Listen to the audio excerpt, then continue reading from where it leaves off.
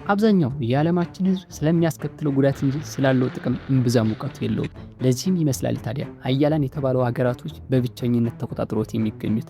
ምንድነው እያወራን ያለው ልትል ትችላለች። እያወራው ያለው ስለ ኒውክሌር ኢነርጂ መሰረተ ልማት ነው። ኒውክሌር ምንድነው? በአእምሯችን ላይ ብቅ የሚለው ዓለማችንን በአንድ ጊዜ ሊያጠፋት የሚችል መሳሪያ እንደሆነ፣ ነገር ግን እጅግ ከጀርባው ከፍተኛ ጥቅምና የኃይል ቁጥጥር አለው። ለዚህ ነው ታዲያ ሀያላኖች በብቸኝነት ተቆጣጥሮት የሚገኙት። ወደዚህ መሰረተ ልማት እንኳን መግባት ብንፈልግ የሀያላኖቹን ይሁንታ ማግኘት ይግድ ይላል። ዛሬ ስለ ኒውክሌር ያለን አመለካከት በእጅጉ የሚቀይሩ አራት ወሳኝ ጉዳዮችን እንመለከታለን። የመጀመሪያው የኒውክሌር ሳይንስ ታሪካዊ አመጣጡ ምን ይመስላል የሚለውን ሲሆን፣ ሁለተኛው ደግሞ የኒውክሌር ኢነርጂ እንዴት ይፈጠራል የሚለውን ደረጃ በደረጃ እናያለን። ሶስተኛው ብዙዎቻችን ግራ ስለሚያጋቡ ስለ ኒውክሌር ኢነርጂና ቦምብ ልዩነታቸውን የምንመለከት ሲሆን፣ አራተኛና መጨረሻ ጊዜ ደግሞ ስላልተነገረ ወይም ብዙ ሰው ስለማያውቃቸው ስለ ኒውክሌር ኢነርጂ ጥቅሞችና የወደፊቱ የኒውክሌር ኢነርጂ ምን ሊሆን ታስቧል የሚለውን ጉዳይ እንመለከታለን። ወደ መጀመሪያው ክፍላችን ታሪካዊ ሂደቱ ምን ይመስላል የሚለው። ኒውክሌር ኢነርጂ እንግዲህ ራዲዮ አክቲቭ ንጥረ ነገር ከሚባሉት የሚመደብ ነው። ራዲዮ አክቲቮች እንግዲህ በአተሞች የሚለቀቁ የጨረር አይነቶች ናቸው። አተሞች ራሳቸው የሚለቁት የጨረር አይነት ራዲዮ አክቲቭ ይባላል። እነዚህም ራዲዮ አክቲቮች 3 ክፍል አላቸው። አልፋ፣ ቤታና ጋማ የሚባሉ። አልፋ እጅግ ቀላሉ ሲሆን ጋማ ደግሞ እጅግ ከባዱ የራዲዬሽን አይነት ነው። እነዚህ ራዲዮ አክቲቮች ታዲያ ለመጀመሪያ ጊዜ እንዴት ተጠኑ የሚለውን ካየን በግምት ወይም በአጋጣሚ የተገኙ ግኝቶች ነበሩ። ሄነሪ ቤክረን የተባለ ሳይንቲስት በፎቶ ፕሌቶች ላይ የዩራኒየምን ጨው አድርጎ ኤክስራይ ጨረር ይለቃሉ አይለቁም የሚለውን ምርምር እያደረገ ነበር። ይህም ምርምሩን በሚያካሂድበት ጊዜ የፀሐይ ብርሃን ያስፈልገው ነበር ግዴታ። የፀሐይ ብርሃንም በእለቱ ስላልነበረ ወደ መሳቢያ ውስጥ ከቶ ፀሐይ ብርሃን ሳገኝ እሰራዋለሁ ብሎ ያስቀምጠዋል። ነገር ግን ለተከታታይ ቀናቶች ፀሐይ ልትወጣ አልቻለችም በፈረንሳይ ሰማይ ላይ። ለዚህም ነበር ታዲያ ከቀናቶች በኋላ ያንን ናሙናውን አውጥቶ በሚመለከት ጊዜ በፎቶ ፕሌቶቹ ላይ የጠባሳ ምልክት ያየው። በዚህም ጊዜ አንድ ግንዛቤ አእምሮ ላይ ይፈጠርበታል። ለካ አተሞችን ራሳቸውን ጨረር ይለቃሉ የሚለውን ነገር ይረዳል። በዚህ ጊዜ ራዲዮ አክቲቭ የሚለውን ስያሜ አልሰጣቸውም። ይልቁንም ቤክረን ራዲዬሽን የሚል ስም ሰጥቷቸው ነበር። ከሱ በመቀጠል ነበር እንግዲህ ማሪ ኩሪ የተባለች ሳይንቲስት የራዲዮ አክቲቭ የሚለውን ስያሜ ከሰጠች በኋላ 2 የጨረር አይነቶችን ከባሏ ፒየር ኩሪ ጋር በመሆን ያጠኑ። በዚህም ስራቸው የተነሳ እንግዲህ የዓለም የኖቤል ሽልማትን 2 ጊዜ ሊያሸንፉ ችለዋል። እነዚህ 2 ሳይንቲስቶች ራዲዮ አክቲቭ ንጥረ ነገሮች እንደዚህ ከተፈቱ፣ ነገር ግን የአተሞች መዋቅር አልተፈታም ነበር በዚህ ጊዜ። እናም ከዚህ ቀጥሎ ነበር ታላቁ የአተሞች አባት ወይም የአተሞች አርኪቴክት በመባል የሚታወቀው ኤርነስት ራዘርፎርድ የአተሞችን ስትራክቸር የሚቀይር አንድ ጽንሰ ሐሳብ ብቅ ያደረገው። ይህ ጽንሰ ሐሳብ ምንድነው ካላችሁኝ፣ አተሞች እንደ እንቁላል አስኳል የሚመስል እጅግ ጠንካራ ግን በጣም ትንሽ ኒውክለስ የሚባል ክፍል እንዳላቸው የተናገረው። ኒውክለስ ማለት እንቁላል ውስጥ እንደምትገኘው አስኳል ቢጫዋ ክፍል አይነት ተመሳሳይ ነው።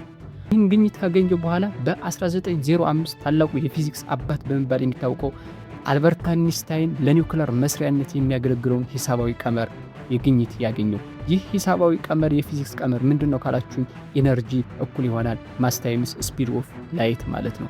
እንግዲህ ኢነርጂና ማስ ተመሳሳይ ነገር ናቸው፣ ግን በተለያየ ሁኔታ እናገኛቸዋለን ማለት ነው። እስካሁን ላለው የኒውክሌር ኢነርጂ መስሪያነት የምታገለግለው ቀመር ይችኛዋ ቀመር ነች ማለት ነው። እንግዲህ ከዚህ በመቀጠል ነበረ ታዲያ እንግዲህ ጄምስ ቻድስዊክ የተባለ ሳይንቲስት ለኒውክሌር ሳይንስ ዋነኛ መሰረት የሆነችውን ኒውትሮን የተባለውን ነገር ያጠናው። ኒውትሮኖች ምንድናቸው ልትሉ ትችላላችሁ? ኒውትሮኖች በአተሞች ውስጥ የሚገኙ ምንም አይነት ቻርጅ የሌላቸው አካሎች ናቸው።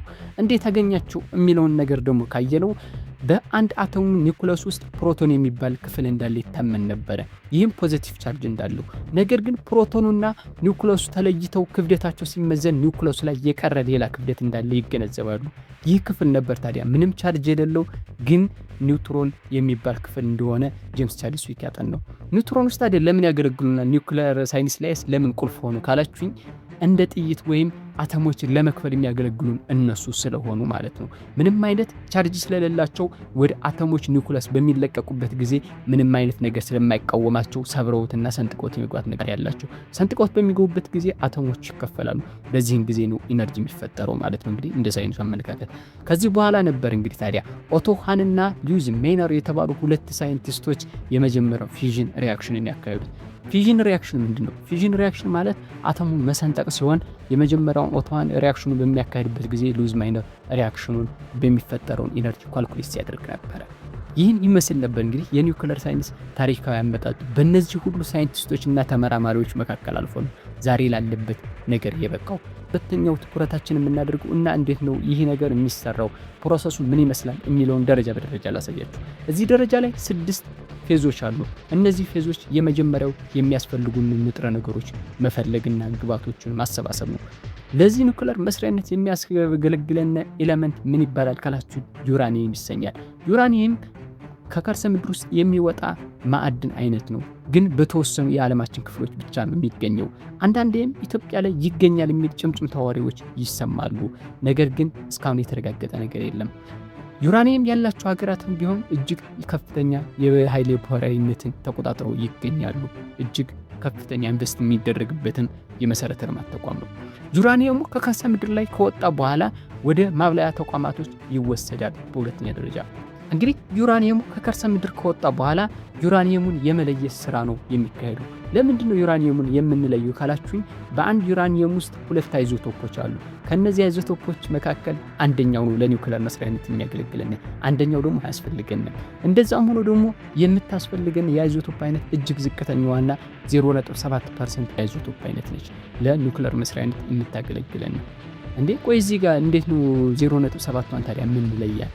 ምንድናቸው እነዚህ ሁለት ነገሮች ልትሉ ትችላላችሁ። እነዚህ ሁለት የዩራኒየም አይዞቶፖች ዩራኒየም 238 እና ዩራኒየም 235 ይሰኛሉ። ለኒውክለር መስሪያነት የምታገለግለን ዩራኒየም 235 የተሰኘው አይዞቶፕ ነው። ይህን አይዞቶፕ ከ238ቱ ለመለየት ጋዝ ሴንትሪፊዩጅ እና ጋዝ ፊውዥን የሚባሉ ሁለት ሲስተሞች አሉ። ጋዝ ሴንትሪፊዩጅ ማለት በተከረከሩ ሴንትሪፊዩጆች መካከል አስገብተን ዩራኒየሙን በምናጣራበት ጊዜ ከባዱ ፓርት ወይም ዩራኒየም 238 የተባለው ወደ ግድግዳው ይጣበቃል። ቀላሉ ፓርት ወይም 235 የተሰኘው ፓርት ደግሞ በመካከል ይቀላል። እሱም ብቻ ለይተን በመውሰድ ማለት ነው።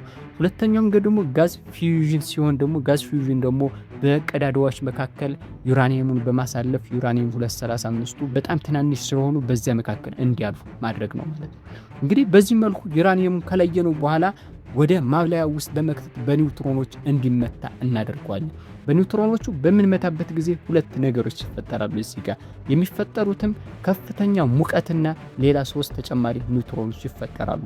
እነዚህ እንግዲህ በሚፈጠሩበት ጊዜ እነዚያ የተፈጠሩ 3 ኒውትሮኖች ደግሞ ሌላ ተመሳሳይ አተሞች በሚመቱበት ጊዜ በሰከንዶች ውስጥ በቅጽበት ከፍተኛ የሆነ ሙቀትና ኃይልና ከፍተኛ የሆነ ኒውትሮኖች በሚሊዮን የሚቆጠሩ ኒውትሮኖች ይፈጠራሉ ማለት ነው። እዚህ ጋር ነው እንግዲህ ዋናው ጽንሰ ሐሳብ ያለው ማለት ነው። ኒውክለር እንደዚህ ሆኖ ይሰራል። ሪአክሽኑ ወይም ሙቀቱ ከተፈጠረ በኋላ ሶስተኛው ነገር ይከሰታል። ሶስተኛው ነገር ምንድነው ካላችሁ የመቆጣጠር ስራ ነው። ለምን እንቆጣጠራለን ልትሉ ትችላላችሁ። የምንቆጣጠረው ሪአክሽን በሚካሄድበት ጊዜ ከፍተኛ ሙቀትና ኢነርጂ ስለሚፈጠር ነው። ይህም ካልተቆጣጠር ነው እጅግ አደገኛ ውድመትና ፍንዳታ ሊያስከትል ስለሚችል ነው። እና ታዲያ እንዴት ነው የምንቆጣጠረው የሚለው ጥያቄ እዚህ ጋር ነው የሚመጣው። ታዲያ የምንቆጣጠርባቸው መንገዶች 2 ናቸው። ካድሚየም እና ኮፐር የተባሉ 2 ንጥረ ነገሮች ያስፈልጉናል። እነዚህ ንጥረ ነገሮች እንደ ብረት ዘንግ መስሎ ተዘጋጅተው ያን ሪአክሽን ውስጥ እንዲገቡ ይደረጋል። ሪአክሽኑ ውስጥ በሚገቡበት ጊዜ ኒውትሮኖችን የመምጠጥ አቅም ስላላቸው በሚመጡበት ጊዜ ሪአክሽኑ እየቀዘቀዘ ይሄዳል ማለት ነው። በዚህ መንገድ ነው እንግዲህ የምንቆጣጠረው። የሚያስፈልገን የኢነርጂና የሙቀት መጠን ከደረሰ በኋላ ወደ 4ኛው ደረጃ እንሄዳለን። 4ኛው ደረጃ ላይ ምን ይከሰታል ካላችሁ ይህን የተፈጠረውን ሙቀት ወደ ውሃው ማቀላቀል ነው። የኒውክለር የኃይል ማመንጫዎች ላይ 2 ውሃዎች አሉ። አንደኛው ከራዲዮ አክቲቭ ጋር የሚቀላቀል ሲሆን ሁለተኛው ራዲዮ አክቲቭ ጋር አይቀላቀልም። በራሱን ችሎ በሌላ ቦታ በኮንቴነሮች ታሽጎ የሚገኝ ውሃ ነው። ይህ ራዲዮ አክቲቭ የሚቀላቀለው ውሃ ጋር ይህን ሙቀት በማቀላቀል ያን ውሃ ምንም አይነት ወደ ምድራችን በማይወጣበት መንገድ እዛው ታፍኖ ግን ሙቀቱን በከፍተኛ ፕሬሸር በ300 ዲግሪ ሴንቲግሬድ እንዲፈላና እንዲሞቅ ያደርጉታል። ለምንድነው ወደ ከባቢ አየር የማይወጣው ካላችሁ ከፍተኛ የሆነ ራዲዮ አክቲቭ ስላለው ይህ ውሃ ከወጣ አሲዳማ ዝናብና አደጋን ሊያስከትል ስለሚችል ማለት ነው። እንግዲህ ይህ ውሃ በማይወጣበት መንገድ በቧንቧ ተደርጎ ወደ 5ኛው ደረጃ ይሄዳል ማለት ነው። 5ኛው ደረጃ ምንድነው ካላችሁኝ ይህ ራዲዮ አክቲቭ የበለጸገን ውሃ በቧንቧዎች አማካኝነት ወስደው ከሌላ በኮንቴነር ውስጥ ካለ ወይም በጋኖች ውስጥ ካለ ውሃ ጋር ሳይገናኝ ሙቀቱ ብቻ እንዲተላለፍ ያደርጉታል ማለት ነው። ሙቀቱ ምንም አይነት ራዲዬሽን ይዞ በማይሄድበት መንገድ ያንኛውን ንጹህ ውሃ እንዲፈላና እንዲተን ያደርገዋል። በዚህ ጊዜ እንግዲህ ትነትና ስቲም ይፈጠራል። ያን ስቲም እንግዲህ ስድስተኛው ፕሮሰስ እንዲካሄድ ያደርገዋል። ስድስተኛው ፕሮሰስ ምንድነው ካደረጋችሁ ይህኛው የሚፈጠረው ስቲም ወይም ትነት ተርባይኖችን እንዲያንቀሳቀስ ያደርጉታል። ተርባይኖቹ ደግሞ ከጄኔሬተሮች ጋር ተያይዘዋል። እንግዲህ ተርባይኑ በሚሽከረከርበት ጊዜ የጄኔሬተሩ ዲናሞዎች መሽከርከር ይጀምራሉ። በዲናሞዎቹ ወይም በማግኔቶቹ መካከል የተጠመጠሙ ሽቦዎች ደግሞ ኤሌክትሪክ እንዲፈጠር ምክንያት ይሆናሉ ማለት ነው። እንግዲህ ይህ የተፈጠረው ኤሌክትሪክ ከትራንስፈርመር ተገናኝቶ ወደ ከተማዎችና ወደሚያስፈልጉ ቦታ እንዲሰራጭ ይደረጋል። እዚህ ጋር ነው እንግዲህ የኒውክሌር ኢነርጂ ዋናው ስራ በእነዚህ 6 ወሳኝ መንገዶች ነው የሚከናወነው ማለት ነው። እንግዲህ ውድ ተመልካቾቼ ቪዲዮን እየወደዳችሁት እንደሆነ ተስፋ አደርጋለሁ።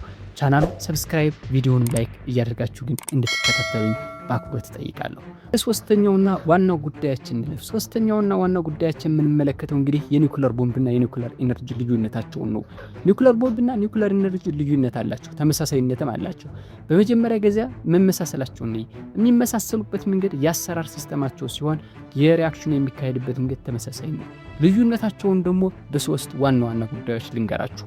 የመጀመሪያው ልዩነታቸው የኒውክሌር ኢነርጂ ቁጥጥር የሚደረግበት ሲሆን የኒውክሌር ቦምብ ግን ምንም አይነት ቁጥጥር አይደረግበትም። ሪአክሽን በሚካሄድበት ጊዜ እዛው ቅጽበታዊ ስለሆነ አደጋ ሊያስከትል ይችላል ማለት ነው። እዚህ ጋር አንድ ልትገነዘቡት የሚገባው ነገር የኒውክሌር ኢነርጂም ቁጥጥሩ ካልተሰራ አደጋ እንደሚያስከትል ነው፣ ልክ እንደ ቦምቡ ማለት ነው።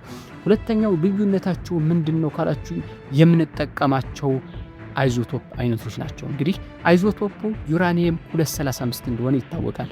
ነገር ግን የዩራኒየም 235 የመጣራት አቅሙ በፐርሰንት ልዩነት አለው። እንግዲህ ከ3 እስከ 5% የሚሆነው የተጣራ 335 ዩራኒየም ነው ለኒውክሌር ኢነርጂ ለሰላማዊ ነገር የሚያስፈልገው። እጅግ በጣም የተራቀቀውና ከ60 እና ከ70% በላይ የሆነው የተጣራ 235 ግን የሚያስፈልገው ለቦምብ ስራ ነው። ይሄ ነው ልዩነታቸው። ማንኛውም የተጣራ ዩራኒየም 235 ለቦምቡም ሆነ ለኢነርጂ ያስፈልግ። ለኢነርጂ የሚያስፈልገን ዝቅተኛ ጥራት ያለው ስለሆነ ለቦምቡ ደግሞ እጅግ ከፍተኛ ጥራት ያለው ነው የሚያስፈልገን ማለት ነው። እንግዲህ ሶስተኛው ልዩነታቸው ምንድነው ካላችሁ ደግሞ የሚያስከትሉት ጉዳት ነው። እንግዲህ ጉዳትና ጥቅማቸው ኒውክሌር ኢነርጂ ለሰላማዊ ነው የተገነባው። ኒውክሌር ቦምብ ደግሞ ለአደጋ ሰዎችን ውድመት ለማስከተል የተካሄደ ነው። እስኪ በዚሁ በጥቂቱ ስለ ኒውክሌር ቦምብ ልንገራችሁ። ኒውክሌር ቦምብ እንዳጠቃላይ በመጀመሪያ ጊዜ የተከናወነው በማንሃተን ፕሮጀክት በአሜሪካ ነበረ።